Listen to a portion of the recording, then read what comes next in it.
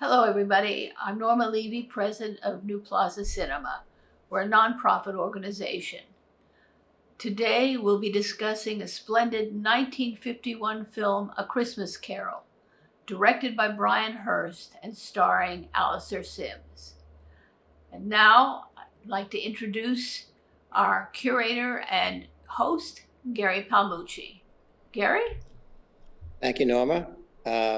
Coming to you from a side room here at the New Plaza Cinema this afternoon. We've had a wonderful day so far with a sold-out screening, A Brief Encounter, and the award-winning Past Lives now running. But in this holiday season that we're right in the thick of here right now, there's sometimes some stressful aspects to it. There's a lot going on, sometimes too much going on that you try to cram in. And I think that the existence of this good version of A Christmas Carol for me has been kind of a tonic to a very hectic few days here. And I think that there's something very kind of simple and stripped down and very effective about this version, and the portrayal of Mr. Scrooge by Alastair Sim is really, I think, unparalleled rather. If you think of some of the other actors who've played the role over the years, some very good ones, like Lionel Barrymore, George C. Scott, Albert Finney, even Bill Murray, I guess we could say, if we want to stretch things a little bit. So I think that I don't know if the word simple is right, but somehow straight and unadulterated adaptation like this is the way to go. Max, do you agree? I have a very difficult confession to make for someone who claims to study film history. This was my first viewing of A Christmas Carol, Scrooge, this week. I had never seen this version, and I do agree with you that it is quite masterful. It is a very Dickensian adaptation in the sense that it is a very dark theme. And I think there a lot of directors and filmmakers who adapt Dickens' work sometimes mistakenly see him as a writer of children's stories. And we can talk about, Oliver Twist is another example of that. And A Christmas Carol is a very, very dark narrative. And then it lightens up. But I think the film is very faithful to the Dickens source material by being appropriately dark, as Ebenezer Scrooge is being led through his life and through his mistakes and foibles. So it is a very, very strong adaptation. Alastair Sim, an actor whom I really only was familiar with. I know he's had a long and illustrious career. I only really knew him from Ruling Class with Peter O'Toole, where he's Same here. Maybe about 20 years later. This blustery foil for Peter O'Toole in that film. And I'd actually only seen this film once before. I think kind of came home to me this week. Its superiority, at least. And I'm not an expert on all the adaptations, but we do have an expert with us today, Stephen C. Smith. And I'm sure some of our audience is going to chime in with their own preferences as well. Stephen will be joining us because he gave a wonderful presentation on Wednesday about the film versions of A Christmas Carol. And you're right about Alastair Sim, because I had first been aware of him in The Ruling Class, which came out about 4 years before he passed away.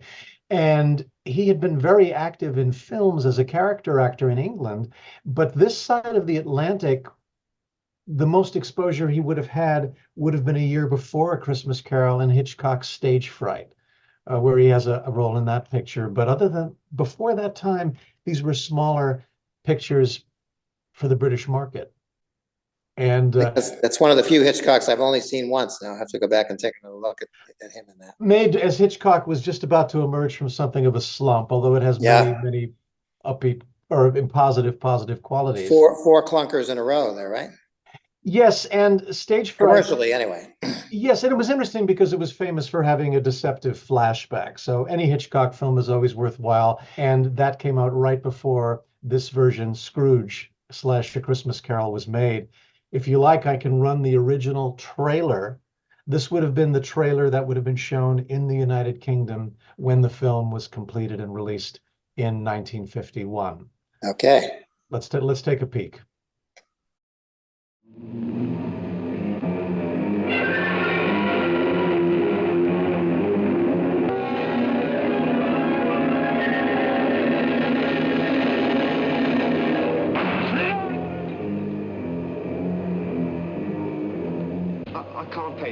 not surprised. Not unless you give me more time. Did I ask you for more time to lend you the money? Oh, no, sir. Then why should you ask me for more time to pay it back? Hard and sharp as flint he was. You ask Bob Cratchit about him. This timid and intimidated little clerk is portrayed by Mervyn John. Mrs. Cratchit by Hermione Baddeley. The little lame boy, the great-hearted Tiny Tim, is played by Glyn Dearman. Michael Hordern gives a spirited portrayal of Jacob Marley, the ghost who changes Scrooge from sinner to saint. Co-starring with Alistair Sim in delightful character roles are Jack Warner and Kathleen Harrison. Don't be violent, Mr. Scrooge, sir. You forced me to scream for the beadle. The beetle, madam? A fig for the beetle. A guinea? Here, what for? Absurd to be so happy.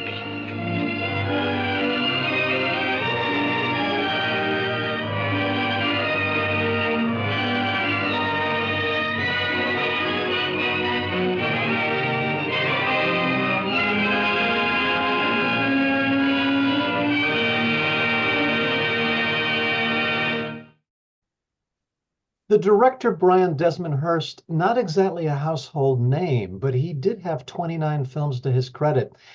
Are you familiar with other work that he's done, Gary? No, I'm not. The other thing that occurred to me was we have sort of 6 degrees of Stanley Kubrick in this movie, as we were discussing before we went on the air. Where we have an actor named Peter Bull, who's both in the film as a fellow businessman of Scrooge's and also narrates the film. And then we have the actor Michael Hordern, who turns up as the narrator of Barry Lyndon many years later, Kubrick's film. So So Brian Desmond Hurst, and I'm sure our guest Stephen Smith can tell us more about him, but he was Irish, and he was very, very prolific in England, although this is probably his most well-known film. The credited screenwriter, Noel Langley, came from South Africa, and he worked on quite a number of adaptations. He worked on the British film adaptations of Tom Brown's School Days, and he also adapted another Dickensian adaptation of the Pickwick Papers, one of the major screenwriters for The Wizard of Oz. So that's probably the work for which he's best known, of which he collaborated with others. Well, I'm looking forward to hear what Stephen says also about the use of different titles for the film as well. Now, this trailer says Scrooge, but of course, the version that most of us watched this weekend, certainly the one I did, was A Christmas Carol. So what are the politics of that, if any? My first guess is it would have been an American market change to A Christmas Carol. Stephen can share more with us on that.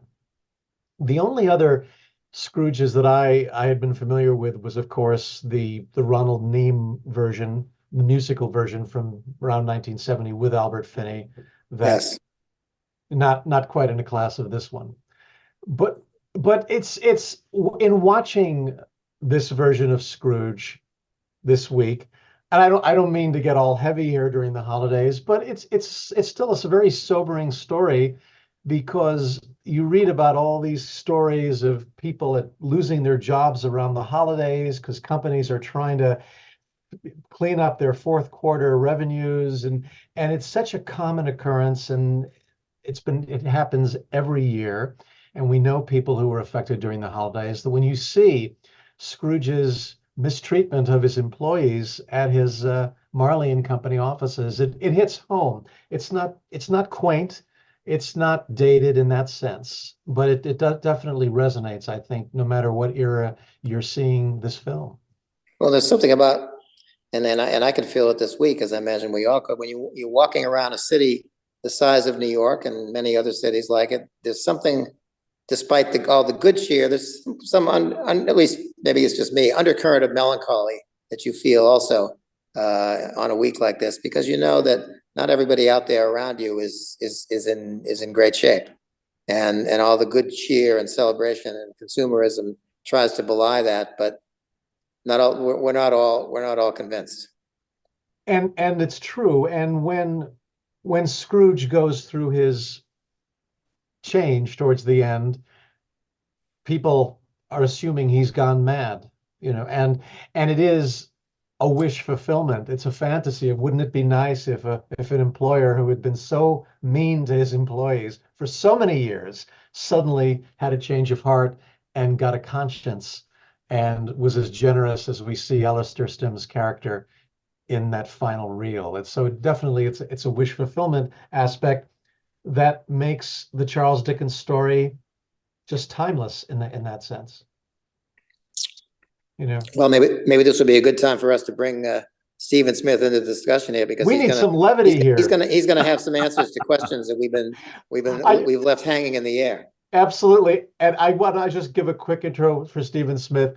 He's a four-time Emmy-nominated documentarian and author who specializes in Hollywood history.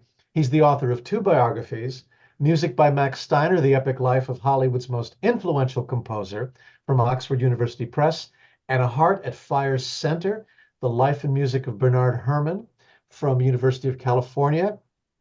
He's won awards. He's produced and written over 200 documentaries for TV and other media. Stop. All right, Steve. And his biggest problem is that he's modest. So I'm going to stop now, Stephen, but I'm welcoming you back to New Plaza Cinema Online. Thanks for joining us today. That's right. Thank you, and forgive my rudeness for interrupting you. It's only because I feel I am so honored to be in the presence of 2 people whose work I admire so much that I think that the spotlight should be more evenly shown. But thank you for all of that, Max. And thank you, Gary. And yes, this is a film that has always meant a great deal to me. My brother introduced me to Dickens, probably like a lot of people read Dickens early in life, in a children's version of Oliver Twist. And I was struck a few years later at how much more how powerfully disturbing the Dickens originals are, but they also have tremendous wit and humor and humanity. And that's why this film of A Christmas Carol is my favorite, because I think more than any other, it combines all those different factors that Dickens had within him. Dickens himself was garrulous. He was an extrovert. He loved having people around him, but he was also a depressive, someone who had lived in poverty as a child. He'd come from a lower middle class household, watched his father squander the money and go into debtor's prison. At that time, the entire family went into prison. But Dickens got out at age 12 only because he got a job sticking labels on bottles in London. And he was basically expected to do that for a few years and then die, which is what most poor children did. And through his genius and a serendipitous inheritance that the family had, he was able to get out of that terrible factory. He was able to go back to school. He was a top court reporter by age 17, and he was England's most famous novelist by the time he was 24. He just was on such a fast, hungry desire to succeed, but he never forgot that part of his life that was struggle and poor. And I know I'm giving a lot of Dickens' backstory, but it's relevant. We need that. Thank you for, and thank you those of you who already heard this in my talk. But Dickens was motivated to write A Christmas Carol very, very suddenly after he read a government report on how many children were being used in child labor, being put in tunnels, being done to do things even far worse than he had experienced. And he was so angry about it. And he was already in a very dark place because he had just come back from the United States, a place that he thought was going to be heaven on earth, that it was this great democracy of perfect people. He was terribly disillusioned, and then he dared to write not 1 but 2 books, basically telling people how much he hated America. One was a collection of essays, and then more influentially, he wrote a book called Martin Chuzzlewit. And there's a long episode where the hero goes to America and Dickens told his animator to depict it with as much misery as possible because he saw slavery, he saw corruption, he saw people in top positions with women spitting into spittoons. I'm sorry to say that he was not impressed with our country the first time he came. And within that, but between the time of his visiting America, the time that Martin Chuzzlewit was published, he went from being adored in America to people wanting to tar and feather him, to being denounced in pulpits by American preachers.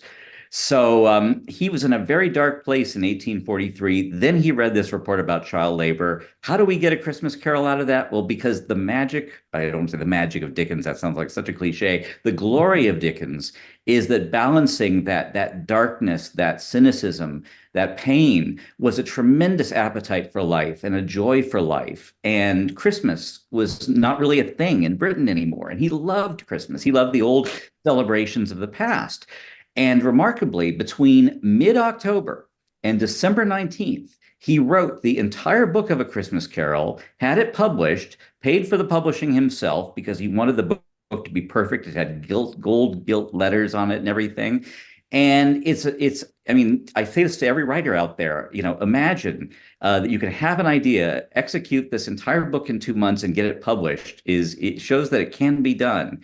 And this absolutely redeemed Dickens around the world. I mean, Britain fell in love with it. The book sold out instantly. Unfortunately, there were no copyright laws in America, and so the book was pirated and read by every American. Dickens didn't get a dime of that, but he was very happy that he wasn't hated in the United States anymore. He did come back to the United States very close to the end of his life, and he made the modern equivalent of $1.5 million reading A Christmas Carol and a little of Oliver Twist. So I think, coming back to the 1951 film, that what this movie does so well with its kind of black and white, deep focus photography is capture that initial gloom. And I think that in Scrooge, the reason he's such a vivid character is I think there's a little Charles Dickens in him. I mean, Scrooge is the dark side of Dickens, the man who really wants to make money. In Dickens' case, because he had such a terror of poverty, and he did kind of kill himself. He worked himself too hard and died at 58. So he understood Scrooge. And I think why Sim, for me, is the definitive Scrooge, is that Scrooge is very funny in the book. And people don't think of Scrooge as a funny character.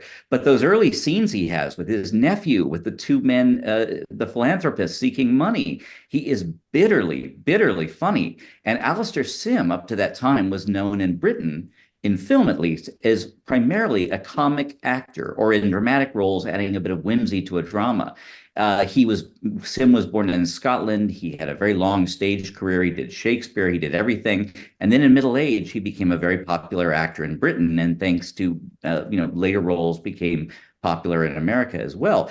And so I think he really captures that side of Scrooge that has a real bitterness at the beginning. And then he captures the reborn Scrooge in a way that doesn't seem to me false at all. It just seems like an absolutely joyous conversion. And in between, what Noah Langley, the screenwriter, did is he takes the Dickens book, which is really a novella. You could call it a very long short story or a short novel. And he puts little Noah Langley and the director Brian Desmond Hurst tell us things that we don't get in the Dickens book that make sense, that if Dickens had maybe 3 months instead of 2, he might have included, like the fact that the death of his sister is why he has that relationship, that bad relationship with the nephew. That's not in the book. They're just estranged, and a few things like that. We don't see how Scrooge goes from being this happy worker at Mr. Fezziwig's to being the embittered person he becomes. And that's something I think the film does extremely well. And I just wanted to say briefly about Brian Desmond Hurst, the director, is that, yes, he was born in Northern Ireland. He served in World War I at Gallipoli, one of the most brutal, horrible battles of the 20th century. Yeah, slaughter. So this was a man who saw slaughter. He was a witness to slaughter. So he was exceptionally good, I think, at taking movies and things that could potentially be treacly, which, forgive me, I think the MGM movie is, of A Christmas Carol, the 1938 one. Brian Desmond Hurst really understood Dickens' sensibility of how dark the world could be. And yet he also survived the war, and he also was able to embrace the part of Dickens that was celebratory. And I give him so much credit for the tone of this film. He was the perfect director for it. Daniel Cahill is our cinematography expert and a filmmaker in his own right. And Dan, share with us your insights into the look of Scrooge, A Christmas Carol from 1951. I'm happy to do so. I'm going to put up my PowerPoint slides here. one thing that is very important to me, as you know, is the look of the film. And I am especially impressed with how effective the black and white look is. As you can see here, it adds great drama and mystery to the story. Um, I will parenthetically add that my software currently does not allow me to capture frames from a Blu-ray. And the only place where I could find a DVD, not a Blu-ray, but a DVD to capture from was eBay. And imagine my recoiling when I discovered that the copy they had sent me had been colorized. That's right, the C word that we no longer have to deal with anymore, but I did. And I want to thank my colleague Max for sending me a file of this exquisite looking film. Thanks again, Max. Here is an early scene where Scrooge is being hit up by someone who owes him money. You know the outcome of the scene, as you do here when he's passing innocent children on the street and has to berate them as he's on his way into his office and home. Note the deep focus photography here.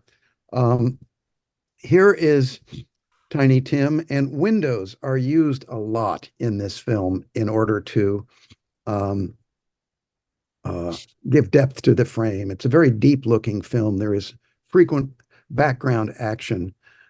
This is the aforementioned Michael Hordern, familiar character actor, in the first ghost appearance superimposed over the door knocker. I will add now that I'm pretty sure that all of these effects of ghosts were done with optical printing, where you can go through the printing of a scene multiple times and add in layers of things. And clearly they managed to pull that off very nicely in this film with the ghosts. Now, this shot in particular, boy, if this doesn't say film noir, I don't know what does. I just love the line patterns here, the different railings and the shadows that they cast. And as I was looking at this, I said, wow, this could be something directed by Anthony Mann and shot by John Alton, or Orson Welles with Greg Toland as his DP. So this movie is clearly strongly influenced by the first great period of film noir in the late 40s. Here we have Alastair Sim giving a wonderful, just visual reaction to the ghost. The reason I selected this particular frame is I just love the single lonely candle sitting on the mantle above his left shoulder. It serves no function. It couldn't possibly illuminate his face, but it's just kind of a nice little touch there to remind us that we're in a pre-electric mode. This is Michael Hordern as Jacob Marley.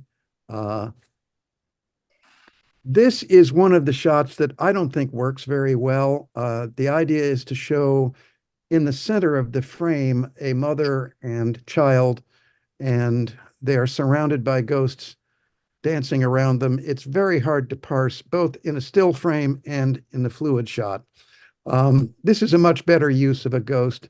Once again, a window is prominent in the scene. It's the principal light source, and I love the fact that Scrooge's shoulder blocks part of the window in this frame, and the ghost is sort of beckoning him to come and look out the window. It's a lovely shot.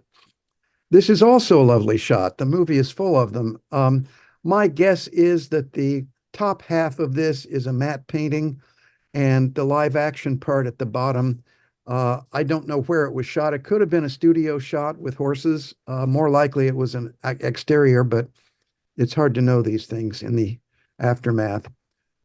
This is young Ebenezer, and I just captured this frame because I thought the production design was flawless. It's just gorgeous looking with windows again, and there's a map of the Americas on the back wall. And later on in this shot, a character is going to appear in that doorway just over Scrooge's left shoulder. So I guess it's a window, doorway, hard to tell. But anyway, they really use a deep frame very effectively here. Here is young Scrooge seen through the window that separates him from his boss's office as he's a young working scribe. I'm not sure exactly what he's doing. He's writing numbers down on a piece of paper, which is what he seems to be doing late in life also. Here's another great composition. We have four people hunched over a dying person on the bed. Once again, I just love the look of this, that the people are arranged in order of descending height, and they're all bent over the dying person. The source light from the left casting shadows of the bed frame on the wall. It's all very carefully thought out and quite striking. This is the hourglass motif. Once again, another optical printing thing. I think it was overused a bit. We got the feeling the first time or two, but it's still a nice effect. Here is the previously displayed staircase, now looking back up the stairs with, I think it's the landlady's shadow cast on the wall. And seated at the top is the undertaker, who is about to enter the scene. And here we see him again. The undertaker on the left is played by Ernest Thesiger, who is a British character actor, aren't they all? And some of you may remember the original Bride of Frankenstein from the early 1930s. He played the menacing Dr. Pretorius in that film. Very memorable role for him. Here we have just a nice shot indicating how Scrooge is resisting everything that's being shown him by this strangely garbed, almost looks like Santa Claus, Ghost of Christmas Present. Here we are outside with him, and he's about to open his copious robe to reveal the impoverished urchins at his feet. As we've just discussed with Stephen, etc., child poverty was a deep, deep concern of Dickens, and they did not ignore that here. I can't even remember now whose hand that is blocking his pathway, but I just love the shot. It's very noir. Most of him is in shadow, and it's a nice expression from Alastair Sim. Here is another noir thing, a shadow passing over Scrooge's grave. And whose shadow is it? It's Scrooge's own shadow. This is right out of the noir textbook. Here we have another great thing. Instead of windows, directors like to use mirrors. And here we see Scrooge near the end of the film cackling with joy at the fact that he's going to go and drop in on the Cratchit family. And here we see him celebrating at their home, dancing in pure joy that he has discovered the good thing about Christmas. And the last shot of the film is just beautiful. It's very symmetrically organized. I love the lamp hanging from the archway. I'm sure that was not a directorial touch. Probably most archways like that had a lamp above them, but it just adds a nice touch as we see these two new friends forever going off into the distance together. And that's my show, folks. Dan, thank you so much. And Thanks, Dan. I hate to once again bring us down here with melancholy updates, but colorization, unfortunately, is back and is a serious threat. Oh, no. You go on YouTube, there are so many colorized films of 1940s things. Sometimes these are public domain films, but it's just enough to be disconcerting. And I hope that movie lovers and directors will start mobilizing to fight this artificial intelligence. Well, we fought it off, 20, 30 years ago, and it's creeping back in, is what you're saying. Because YouTube is so open.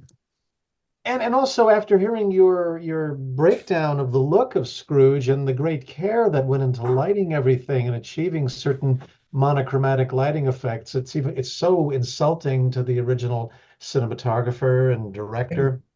Oh yeah. But the power of the black and white is just unmistakable in this picture. I was pleasantly surprised to see the better copies of it this time around than the last time I had watched it. One in particular, it seemed to be, if not legitimately licensed, because I don't think the film has real copyright protection because of the source material, but just an improvement over versions from a few years ago. Well, Max found this particular version. Where did you It's get it? for the time being, it is up on YouTube. So you can, Okay. you want to look for the 1080p high quality version. Here's the story. So this opened in England as Scrooge, and then United Artists had the US distribution rights. They retitled it A Christmas Carol. The film was well received in England, but underperformed here. I located this just now on Wikipedia, but they were referencing Bosley Crowther's New York Times review from 1951. It was supposed to originally, in its American release, play Radio City Music Hall, but the music hall found the film way too grim. So instead, it was opened down the street at the Guild, which was this theater that was literally down the block from Radio City. And it got a mixed reaction from other media. Variety thought it was too grim for the kiddies, and so on. Well, wait 1 sec.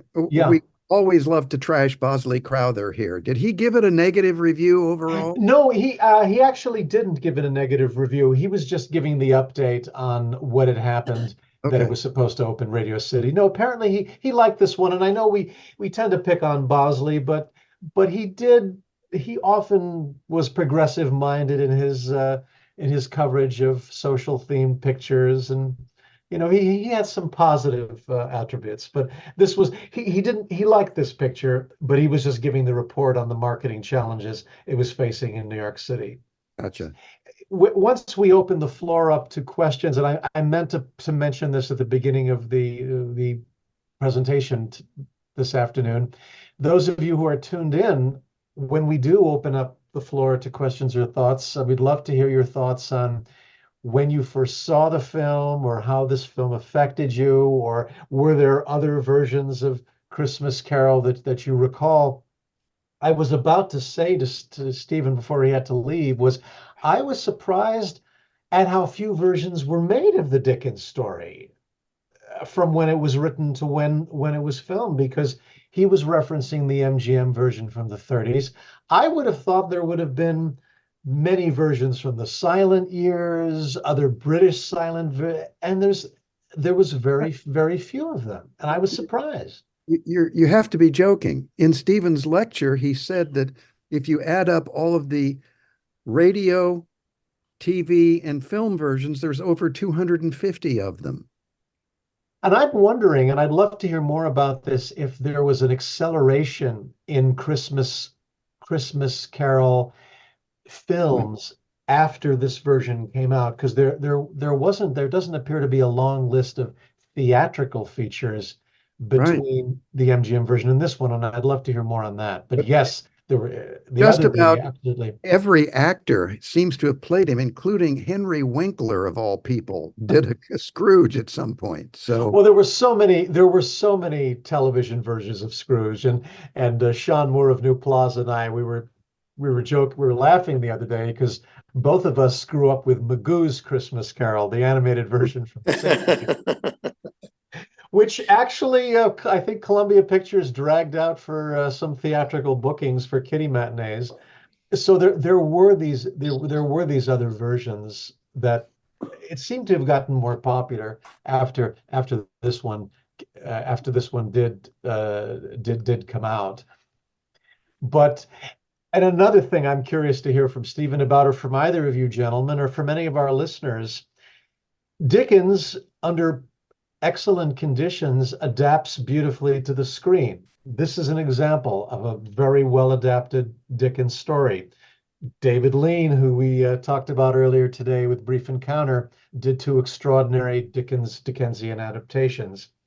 I say that because his novels are not always easy to read by today's standards, because they're very, very heavy on the text, and he was often paid by the word.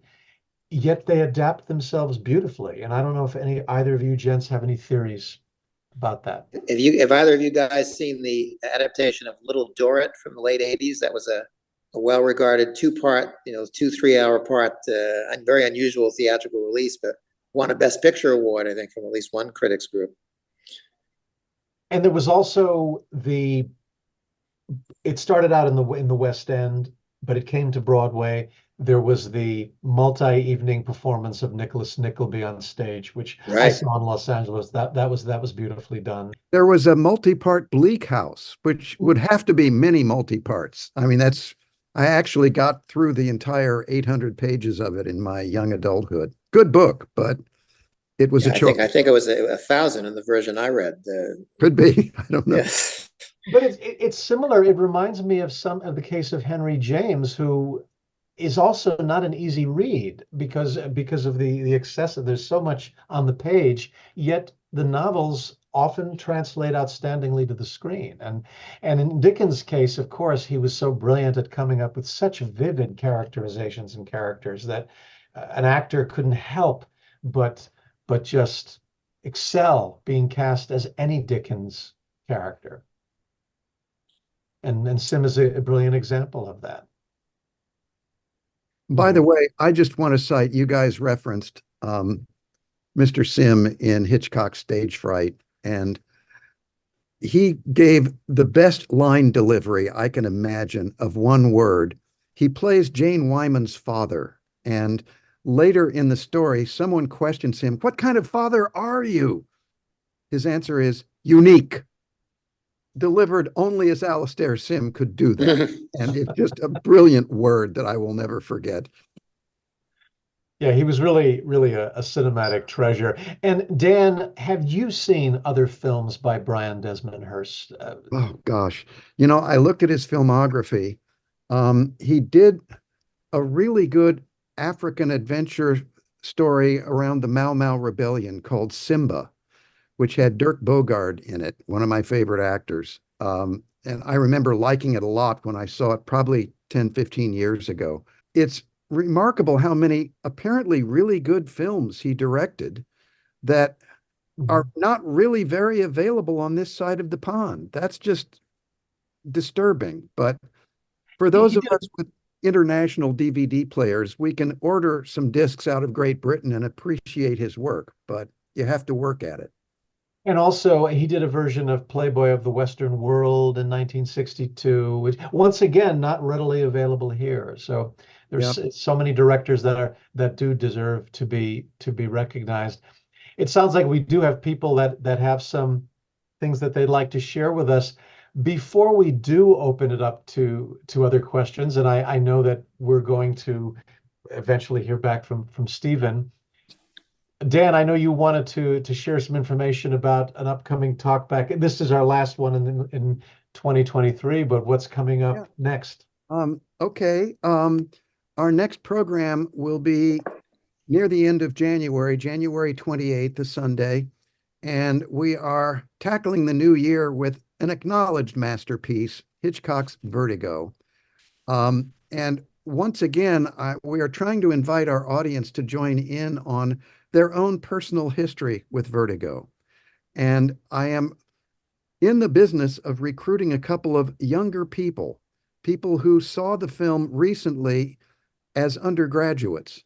And I'm very curious to see what their reaction to it is, seeing it for the first time in the present day.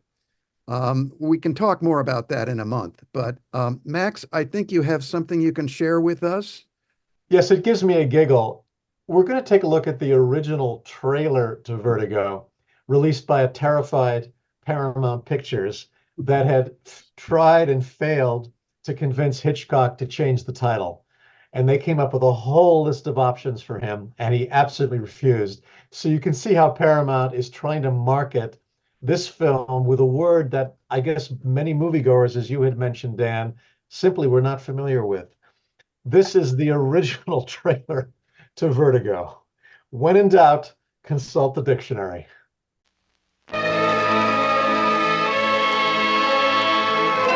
Vertigo, a feeling of dizziness, a swimming in the head. Figuratively, a state in which all things seem to be engulfed in a whirlpool of terror, as created by Alfred Hitchcock in the story that gives new meaning to the word suspense.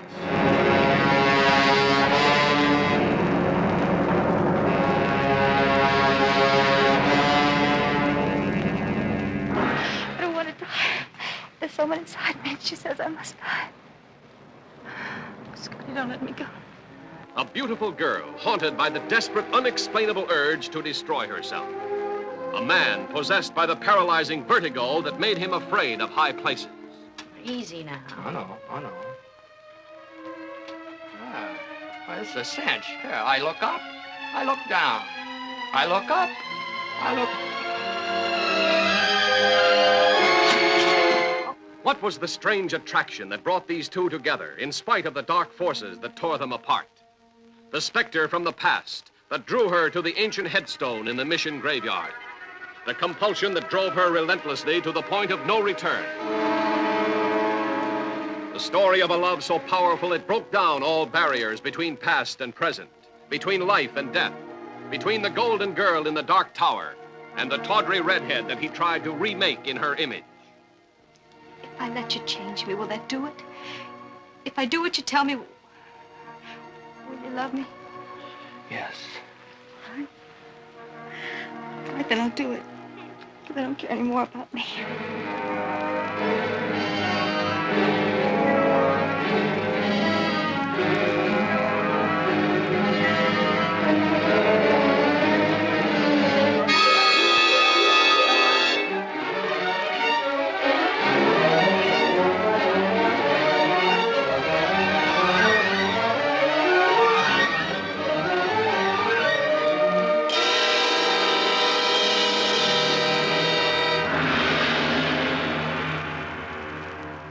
So that's Vertigo. That's going to be our first talk back in 2024. I thought they did an okay job. I like the superimposition of faces to indicate Kim Novak's character. So we will be discussing Vertigo, and we've even invited Stephen Smith to join us. So hopefully he can join us at that time. Lori, our humble host, perhaps you can assist us with taking some questions. Did I see that Ronald Neame did a lot of the photographic work on this picture? Yeah, Ronald Neame, I believe, was more of a production capacity because he had produced at least one of the David Lean adaptations of Dickens in the late 40s before, of course, turning to direction. Am I correct there, Dan? I think it was a production capacity here. I don't think it was photographic. Yes, there's the person who is credited as director of photography is a gentleman whose last name is Pennington Richards. No, I don't believe Neame served in any direct capacity as cinematographer here. The man credited is somebody named Pennington Richards, who did a lot of work and clearly very good work here. But once again, he's another name that is not well known in America. So Neame's participation would have been more behind the scenes production. Because I recently watched Hopscotch, which was Neame's picture. Yeah, he had done The Horse's Mouth with Alec Guinness. Alec Guinness, yeah. Which is superb. Yeah. And then he did Judy Garland's last film, I Could Go On Singing, with Dirk Bogarde, which is a pretty good melodrama. The Poseidon Adventure was a smash hit, not a favorite of mine. He kind of went mainstream after that. Stephen, a question I want to throw at you. This is what I was starting to ask before. You had mentioned the other day in your presentation that there were so many adaptations of Christmas Carol between radio and television. But am I correct that there weren't many film versions between MGM and this one, or are there a bunch I'm just missing out on? No, between the 1938 MGM film and this one, there were radio adaptations, other things like that. But part of the reason I think that, yes, the MGM film had such a wide distribution that it was considered sort of the most popular version of the film to date. I wanted to mention that the most popular film prior to the MGM film had been made in Britain in 1935, a mediocre movie called Scrooge, as this one was. The 1951 Sim one in Britain, as you mentioned, was called Scrooge.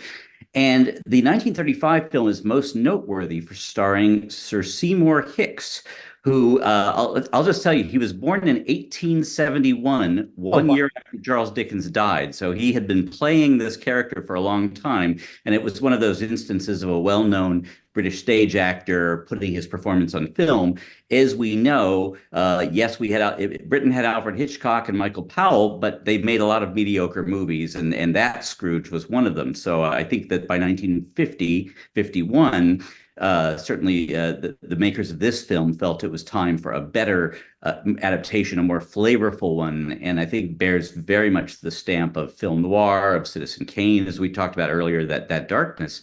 If this isn't too off topic, I thought people who weren't with me on Wednesday might be interested to know that dramatic adaptations of this story began within weeks of its publication in December of 1843. By, I believe it was February 1844, again after Christmas, there were no fewer than, and I don't have my lecture in front of me, but I believe it was 7 stage adaptations in London alone.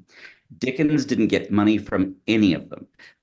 There were really no rights for that's the reason Gilbert and Sullivan wrote the operetta The Pirates of Penzance in the 1880s was because all of their work was being pirated in America. And that was their little joke. So, yeah, it took a long time for the copyright laws to catch up. But Charles Dickens was involved in one of those stage productions. I suspect he got a cut of one of those 1844 productions. And there was a song written for it, which just always reminds me of songs being written for movies and published as sheet music, so that kind of notion of let's have a hit property, let's adapt it, let's have songs based on it, goes all the way back to at least the Victorians, if not earlier, and to Dickens. And anyway, so thank you for letting me mention that. No, that's great. And can you go ahead, because I was just going to ask him a confirmation for something that I had mentioned earlier. No, go ahead.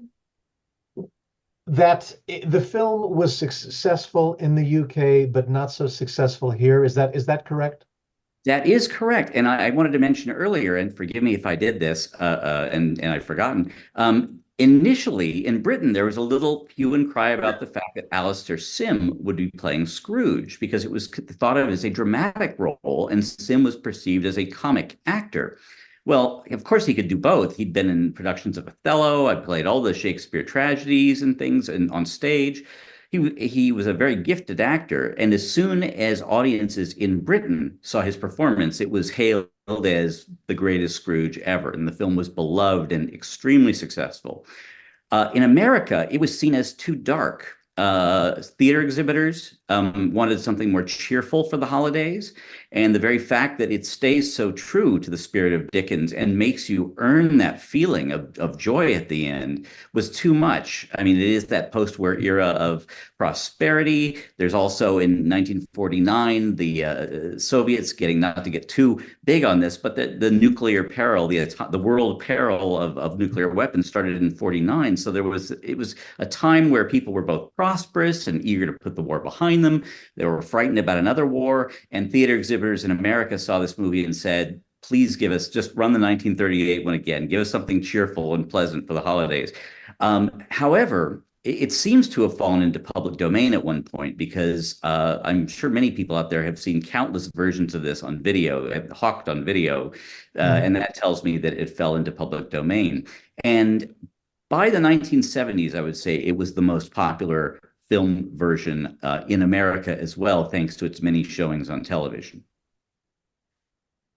Not having read the Dickens story, is it written in a similar manner that his longer novels that were based on, that were serialized stories? Is it that very dense writing? We were talking a little bit about that earlier, his dense writing style, or is it more linear? Well, it's certainly a linear story, and it's not as lengthy as the novels. It's a pretty brisk read, but it has the same tone because this is quite early Dickens. His first novel, The Pickwick Papers, was 1836. Christmas Carol is 1843. He wrote until he died in 1870. So this is very early, pre-Beard Charles Dickens writing when he's a young man.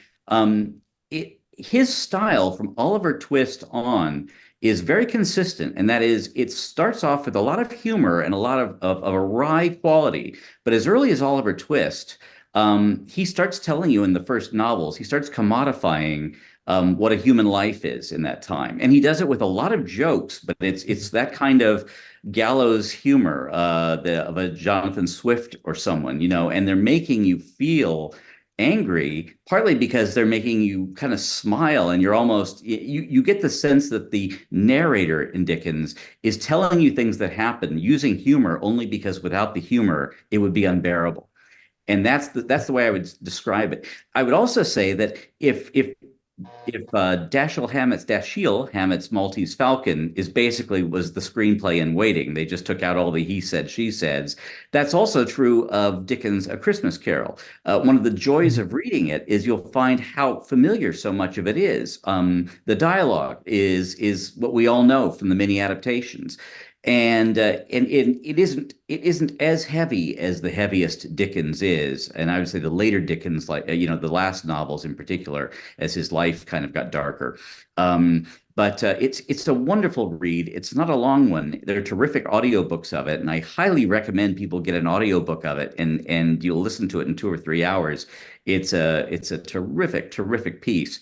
And I think if it had been heavy, it wouldn't have been loved by, everyone from Queen Victoria to charwomen, when it came out. And Dickens, lost money on it when it was first published, because remember I mentioned that he made that deal that he'd pay for the publication. Well, he got obsessive that this little book be perfect, and the color illustrations had to be just perfect, and the binding had to be perfect. And he wanted it to sell at a very low price so that everyone could read it. It's, he was not a great businessman, but he was certainly, that was okay because he could write 10 stories before the next bill was due. Did he apply that sort of compulsiveness to subsequent books, or was it only with A Christmas Carol that he was overseeing it so carefully?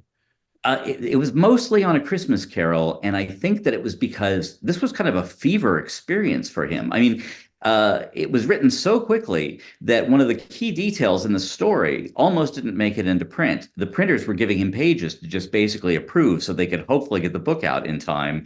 And he would read the proofs and say, oh, wait, no. And he'd write a line that now is famous. And on the last, and in the version he submitted to the publishers, you didn't know what happened to Tiny Tim.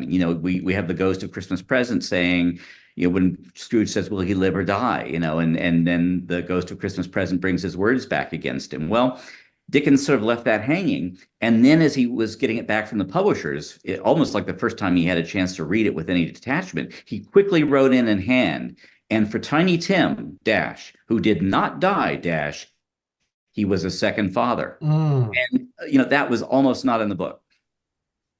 That's fantastic. I know that we're going to go back to taking some questions.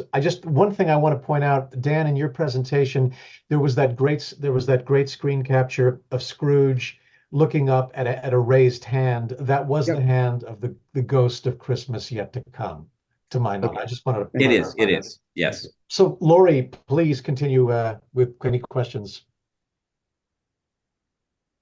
I think Rhino Roger was wanting to. Yes, Roger. Sorry, I forgot to unmute myself. It's like the first time every time. Are you there, Roger? There you go. Yeah, my wife is actually going to speak, Sharon. It's introducing. Hi, Sharon. Hi. Hello. First of all, I have to say I have loved this film my entire life. I first came upon it when my cousin showed me the hilarious scene of Christmas Day when Scrooge realizes that he's lived through the spirits' visitations and he's standing upside down and he's running around the room. That was my first introduction to it. Later in life, I came upon it. The Times used to call it too psychoanalytic to be really popular at one point when they were describing it as a film. The 1938 film is kind of nauseating, and I think that's because it was based on the radio show that was it Lionel Barrymore anyway, who played Scrooge, and then and Reginald Owen was not. Anyway, let's not even talk about that one. May I quickly jump in on that one? Yeah. The radio program, and forgive me, I blame MGM. I have those radio shows. They were produced by Orson Welles. They're verbatim the Dickens book. They have music by Bernard Herrmann. They are brilliant. Yes, Lionel Barrymore was going to be in the film. I And he think got sick. I think that the reason the MGM movie is the way it is was that by 1938, MGM had decided they did not want any strong directors. They wanted directors to be people they could hire and fire. The same with writers. Producers were the people who reported to Louis B. Mayer and the others. And they wanted the most generic, and there was no set that could, they wanted to light every set brightly. If anybody was poor, they still lived in a nice looking house. Yeah. And so I put the blame on the folks at MGM, but forgive me interrupting. No, that's interesting to know. Actually, the point I want to make is I think there are two reasons why this 1951 version is so compelling. One is because it's British and it doesn't suffer from the American sort of idealized view of Dickens, and it was working from the actual writing. I think it is, and Dickens is light and dark. There's a description in one of his books. I have a master's in literature, so forgive, spoiler alert. But there's one scene, and I was reading him recently, where a child is being beaten about by his father, and it is written in such a hilarious manner that the man was really a genius to be able to do that, to combine those things. But I think the most important thing for me about this 51 version is that it's very true to Dickens in the sense that in all Dickens novels, every one of them, I think, there are two important factors. One is generosity of spirit, which is what saves the world, and the other is like not having it. And that's brought out very beautifully in this film. One of my favorite lines is when he goes to the Christmas party of his nephew, and his nephew's wife says to him, "Dear uncle, you've made Fred so happy." And I think that is part of the essence of Dickens and what he wanted to believe about people, that there is that being happy for someone else, doing something for someone else, which I think is the highest good. And I think this film brings it out beautifully. In addition, I think that Alastair Sim was a genius to be able to make you believe in him as a curmudgeon and believe in him as a redeemed man. It's such a beautiful performance that you can't watch it without crying. My favorite line in the whole movie is when Christmas morning, he's looking for the boy down the street. He opens the window and says, "What a beautiful morning." That says it all. Hold that thought. I know, Stephen, you have to leave, but thank you so much for joining us. Thank you, and I'm glad I heard you give that beautiful, perfect summation. I think no one could say it better of what works in this beautifully in this film, and I'm so happy you love it as much as I do. And I'm sorry I have to leave early today. I'm really echoing, I guess, what Stephen was saying. My husband did a reading from A Christmas Carol, and he literally took the language of Dickens as written by Dickens. It's almost poetry. And it makes a beautiful stage presentation or monologue that could, from beginning to end. And, I think it's the language of Dickens that creates this really beautiful story that's just mesmerizing as you hear it out. Thank you all for a wonderful year with us. Thank you, Norma. Thank you, everybody. God bless us, everyone. I had to, guys. I had to. That's fine.